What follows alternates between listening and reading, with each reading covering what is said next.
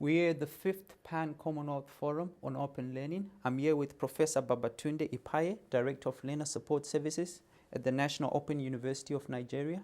Good afternoon, Professor. Good afternoon. Thank you for inviting me. Now, Professor, I hear that the National Open University was founded recently, 4 years ago.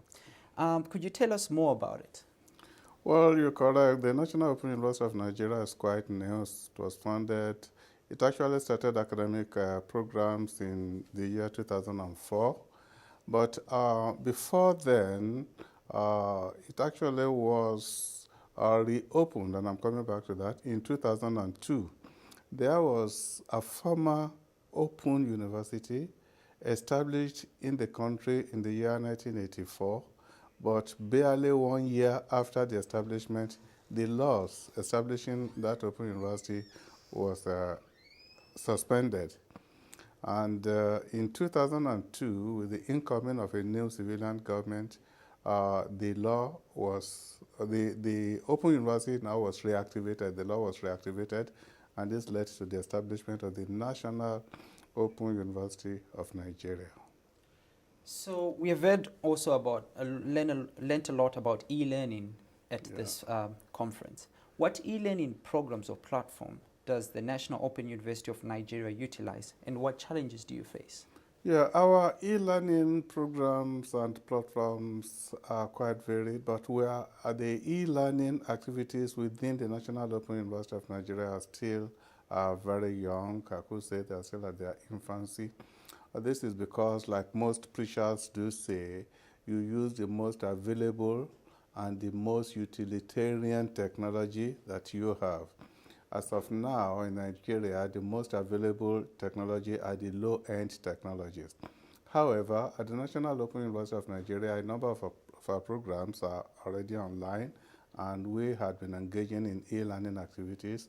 Mainly, our staff had been using the A-Tutor and the Moodle as platforms in reaching out and getting students to use e-learning services. The challenges, of course, lie in the area of capacity development. We need to train our staff in the use of e-learning platforms. We need to train our staff in the area of online counseling. And of course, we need to cultivate the attitude of e-learning patronage in our students. Most of them are not so much used to the internet just because it's not available. In areas where the internet is available, particularly in the study centers which have been linked, we need to get our students to cultivate that attitude of patronizing online services and online work. So what projects are you involved in individually as a person? What projects and research are you involved in? That's quite interesting. As Director of Learner Support Services, one of the areas that first struck me in particular, and my directorate in general, is the area of taking a look at those senior citizens, call them senior citizens in quote, that is elderly students who are re-entering formal education after a very long gap of leaving formal education. We are interested in seeing whether there is any continuity in their former learning styles and the present learning styles. We are interested in finding out what are their academic re-entry problems and challenges. How easy do they find it? Some of them left formal education when they were not married. Now they are married and they are back. Some of them left formal education in their early 20s, 30s. They're about 60, 70 now, and they're coming back to formal education. What have been the challenges? So we're looking at learning styles across board, particularly zeroing in on this particular group. Also, we are interested in finding out how much of patronage our students make of the study centers.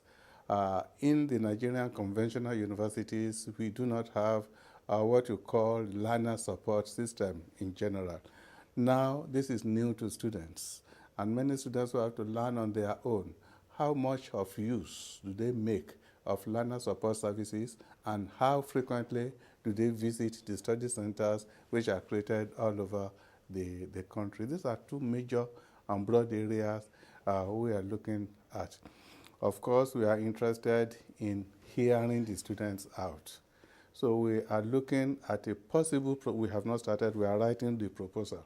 We're writing a proposal on the project which we call the voices of the students and the voices of the tutors.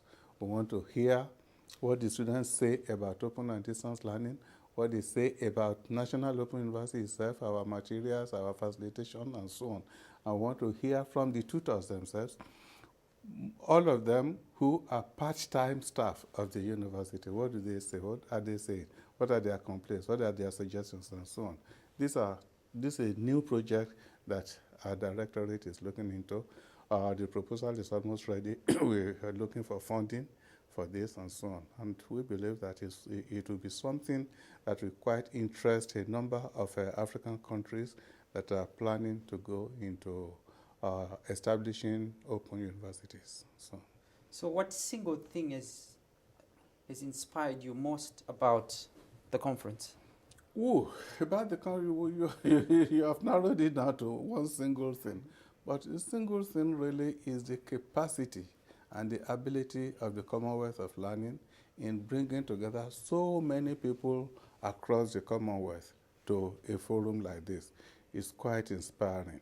You get to meet people from all nations of the Commonwealth, and you learn from them, you pick their brain, they learn from you. And I've been very much interested in the series of questions that people keep asking about our university, and I ask them too about their university. It's quite inspiring that the Commonwealth of Learning could bring such a huge population to a forum like this, and I congratulate them because it's not an easy task at all. Professor Ipaye, thank you very much. Thanks so much for inviting me. I appreciate it. Thank you. Professor Babatunde Ipaye, Director of Learner Support Services at the National Open University of Nigeria. Thank you.